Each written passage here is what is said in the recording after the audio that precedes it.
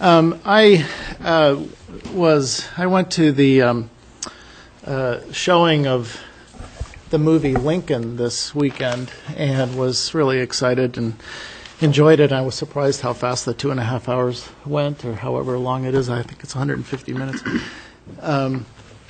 And of course, the story revolves around President Lincoln's attempt to get the 13th Amendment passed that eventually made the Constitution disallow slavery in this country.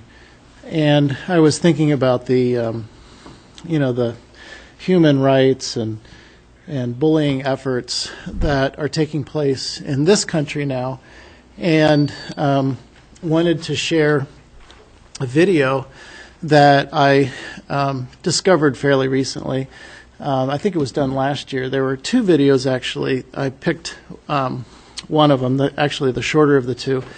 The San Francisco Police Department created one, and the Portland Police Department created the other. And I think we're going to see the San Francisco one tonight. But it's a video that was produced in an effort to help high school kids address bullying issues within their school and in schools. And it was done by a lot of police officers in the San Francisco area who are gay or lesbian or transgendered, and it's a video from those people helping the high school kids learn about how it will get better. Life gets better than it is or was in high school. And so that's the angle of the video, and I think it's ready to go. So very good. Thank you. I had many brothers and sisters, and I really, really appreciated when people stick up for me. I can't even imagine what it's like growing up as an LGBT youth today. And nobody deserves to be taunted or bullied. It does get better, and until it does, we here in the San Francisco Police Department are going to stick up for you. Believe me, it gets better.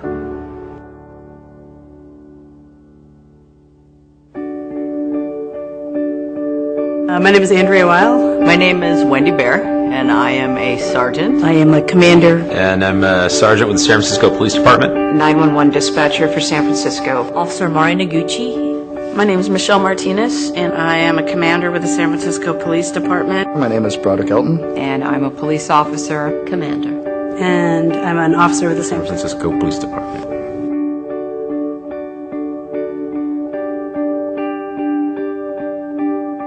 I grew up in New York City. Houston, Texas, outside Manhattan. Grew up in Southern California. I am a native cheesehead. My father was a Sicilian man. My mother is Italian Catholic. My mom is from Japan, and she says she is made in Japan. I was a bit of a tomboy, not a bit, of kind of a full-fledged tomboy. It got very, very awkward and strange for me because apparently I was a girl then. And I had to start trying to act like one, look like one. My choice of dress was always jeans and Converse tennis shoes, and my girlfriends would be checking out the guys and I'd be checking out the girls. I had these really close friendships with my best girlfriends, and, was hiding from my senior prom date. There was never somebody that I could talk to because I always thought I was different. I would say by the age of 5, 6, I already knew that I should kind of keep it on the down low. I knew absolutely that I wasn't supposed to talk about it. I wasn't honest with myself. I wasn't honest with my family. You're raised with that idea that you're supposed to grow up, have a family. Find the man of your dreams who would then support you. Grow up and get married, and, that I would have a husband and a wife, 2 children, a picket fence. No one will know about this other little part of my life. I didn't really have any positive gay role models that I thought were out there. All of the imagery that was associated with gays or lesbians was the limp-wristed hairdresser. Someone that you were supposed to laugh at, or someone that was to be ridiculed. So I didn't have anything that showed me that it was okay to be who I am.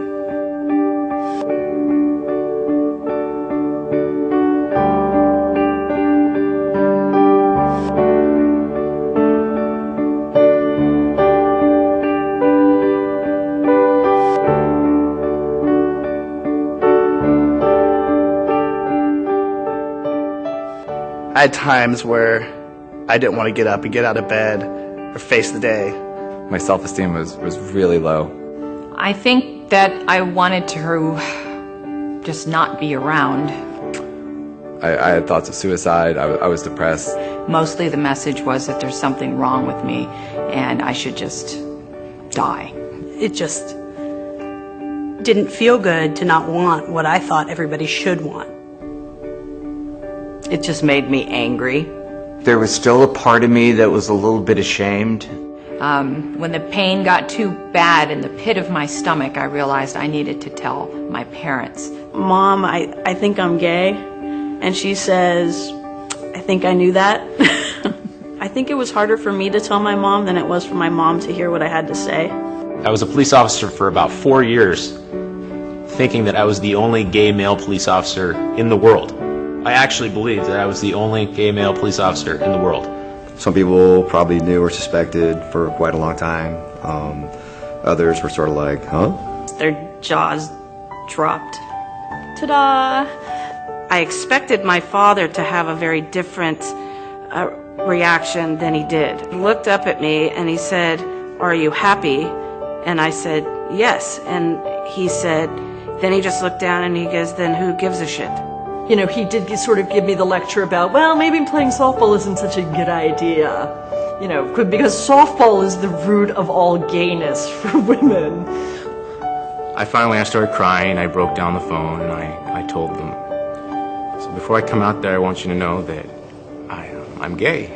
And there was a very long pause and me crying, and all of a sudden my grandfather, who is by all means what everybody would think is, just being that typical person that wouldn't accept somebody who is gay. He broke the silence and just said, "Stacy, we love you."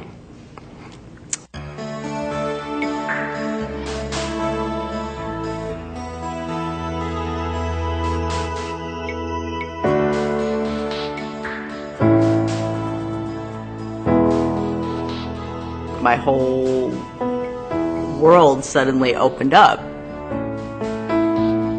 Telling that first person was a big deal. After the first few people, I just started acting like it was, everybody should know this. Bing, I'm gay. This is who I am. I'll never forget this. So I open the door, oh my gosh, my dad's out there, and he looks at me and he says, "I'm so sorry if I ever said fag." My life now is great. Okay, I can actually be me. I would have missed the first time being held by someone I love, loving. I would have missed experiencing the joy and jubilation of just life, of people who show me amazing new things all the time, new ways to think and new ways to look at the world. I never foresaw being a police officer because I thought it was always something that I couldn't do. Things keep getting better for me. It does get better, and until it gets better, I will help you, and I will protect you, and I will listen. And we're here to help make your transition as smooth as possible. It does get better. Oh, it gets better. You have so many people that are just like you, that are going through the same struggles you are. Things start getting better as soon as you reach out to other people. But you don't have to tolerate people's non-acceptance of you. You just forge ahead and you do what you love and it gets better. It just does. Nothing in life is worth harming yourself. Nothing. If you give up even trying, then they've won. You can't let them win. you're completely normal. You just need to be you. You need to know that you're okay, that you are beautiful. And remember that you're a person who's got tremendous value, and you have something to give. You're not alone. Stop putting up with everyone's crap. Just be yourself. People might talk about you, but you know what? It's all okay. There is help out there. Call the police even if you have to, because we'll be there. Yes, it will get better. Don't lose your sense of humor. It gets way better. A lot better. It does get better. And your life is going to be so full of love and amazing, special experiences. and it gets so much better.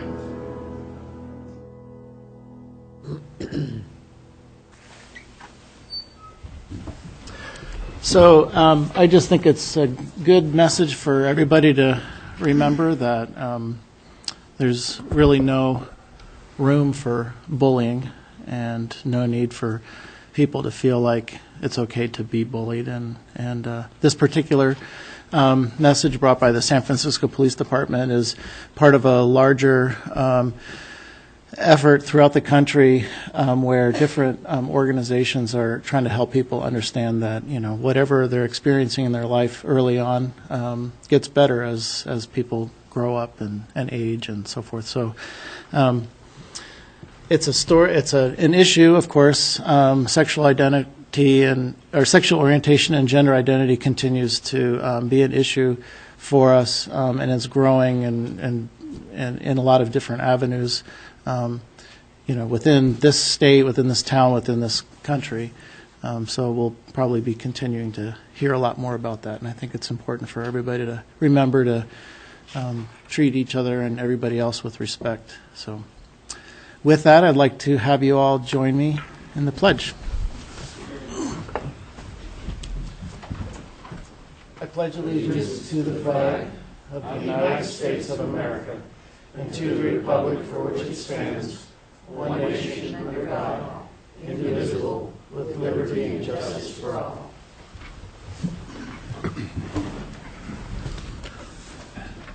Thank you, Tom. That was a timely and important message. And as you say, I think the conversations are ramping up locally as well as at the state level and nationally. So thanks for bringing that to our meeting tonight.